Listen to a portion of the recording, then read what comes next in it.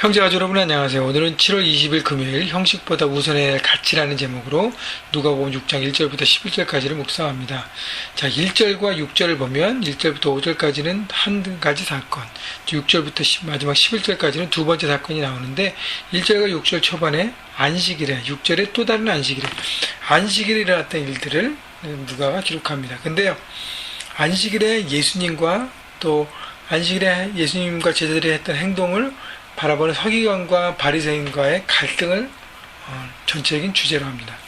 또 예수님은 율법의 내용과 정신에 집중하셨고 바리새인과 서기관들은 율법의 형식에 집중했습니다. 그래서 형식이 무너지면 모두 무너진다고 생각해서 어떻게 하면 그 모든 디테일한 안식일의 어떤 것들을 지키는 것에 생명 걸었고요. 예수님은 안식일의 내용보다 그 안에 사람과 생명이 더 중요하기 때문에 거기에 더 집중하셨던 것입니다. 자, 보겠습니다. 1절. 안식일에 예수께서 밀밭 사이로 지나가실 때 제자들이 이삭을 잘라 손으로 비비어 먹었으니.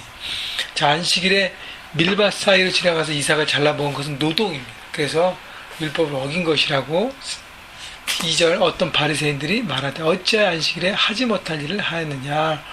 3절 예수께 대답하여 이르시되 다윗이 자기 및 자기와 함께한 자들이 시장할 때 한 일을 잃지 못하였느냐. 그가 하나님의 전에 들어가서 다만 제사장 외에는 먹어서도 안 되는 진설병을 먹고 함께한 자들에게도 주지 아니하였느냐. 자, 예수님께서 말씀하신 대답은 다윗도 어떤 그 위기 가운데 도망자로 있을 때 자기와 함께 했던 사람들이 먹을 것이 없었는데 제사장 집에 갔을 때 성전에 쓰인 진설병밖에 없다 그랬을 때 그것을 먹었습니다.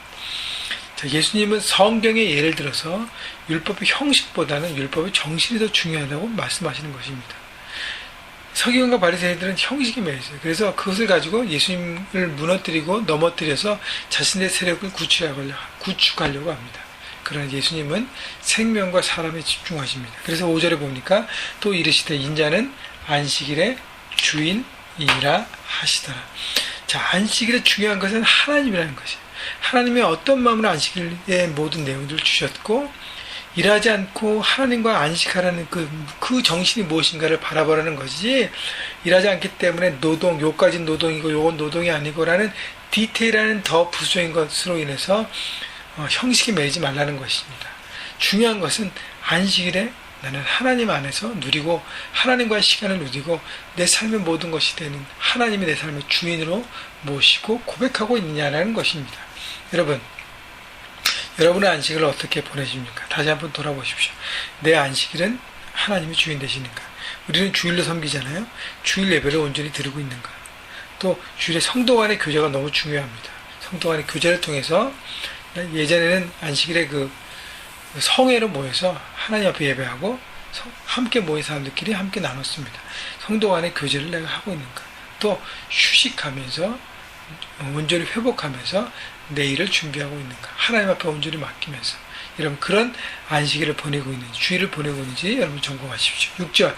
자, 또 다른 안식일에 예수께서 회당에 들어가서 가르치실 때 거기 오른손 마른 사람이 있는지라. 서기관과 바리새인들이 예수를 고발할 증거를 찾으려고 안식일에 병을 고치는가 엿보니. 여러분 서기관과 바리새인들은요 성질이 네거티브죠. 못됐어요. 예수님께서 그걸 고치면 그걸 꼬투리 잡으려고. 손 마른 사람이 병이 나서 회복되고 기쁨으로 살아가는 것은 전혀 관심이 없습니다. 예수님께서 그거를 지키느냐 하지 않느냐. 8절 예수께서 그들의 생각을 하시고 손 마른 사람에게 이르시되 일어나 한가운데 선하시니 그가 일어나 서거늘. 예수님은 서기관과 바리새인들의 마음을 간파하셨습니다. 여러분 진리를 붙잡고 있는 사람 또 하나님의 지혜가 있는 사람은 그렇지 않은 사람을 간파할 수 있는 한 수 위에 서 있는 사람이 되어야 하는 것입니다. 그렇기 때문에 우리가 말씀을 늘 묵상하고 하나님의 뜻을 붙잡을 때 우리는 한 수 위, 세상보다 한 수 위, 한 수 더 바라보는 사람이 될 것입니다. 9절 예수께서 그들에게 이르시되 내가 너에게 묻노니 안식일에 선을 행하는 것과 악을 행하는 것, 생명을 구하는 것, 죽이는 것 어느 것이 옳으냐 하시며. 서기관과 바리새인들이 꼼짝하지 못할 그 질문을 던지는 것이, 그것이 바로 예수님의 지혜입니다. 바로 하나님의 진리를 붙잡고 있기 때문에 세상보다 한 수 위, 한 수 앞을 내다보고 살아가는 것입니다. 여러분 세상은 늘 하나님 말씀으로 공격합니다. 그러나 중요한 것은 우리가 말씀의 정신을 가지고 말씀의 온전한 뜻 가운데 진리 가운데 이렇게 살아갈 때 세상의 공격이 허망하게 만드는 한 수 높은 지혜로 모든 걸 통과하게 할 것입니다. 10절 물을 둘러보시고 그 사람에게 이르시되 내 손을 내밀라 하시니 그가 그리하며 그 손이 회복된지라.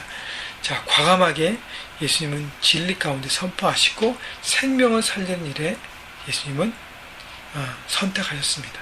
세상에 눈치 보지 않았습니다. 세상을 돌파하셨습니다. 믿음으로 정면 돌파하셨다는 것이죠. 진리 가운데 쓰고 하나님의 지혜가 있기 때문에 세상을 믿음으로 정면 돌파했습니다.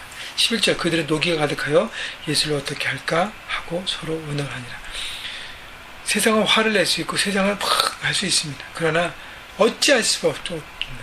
바로 예수님의 능력과 파워라는 것입니다. 예수님께서 십자가를 위해서 내놓으시는 그때까지 세상은 유대교 지도자들은 어찌할 바를 몰랐습니다. 바로 이것이 세상 가운데 승리하는 하나님 삶의 비결인 것입니다. 여러분 진리의 말씀 가운데 늘 묵상하신 것을 즐거워하시고 시간을 투자하시고 생각하시고 그래서 하나님의 지혜 가운데 세상의 지혜를 둔하게 만들고 세상을 이겨가는 하나님의 능력의 사람이 되십시오. 여러분 다른 사람을 밟고 이겨가는 세상의 사람이 아니라 다른 사람을 축복을 세우고 생명을 살리고 그래서 내가 온전히 세워지는 하나님의 방법으로 세상 가운데 우뚝 서셔서 승리하시는 여러분 모두가 되시기를 주님의 이름으로 축원합니다.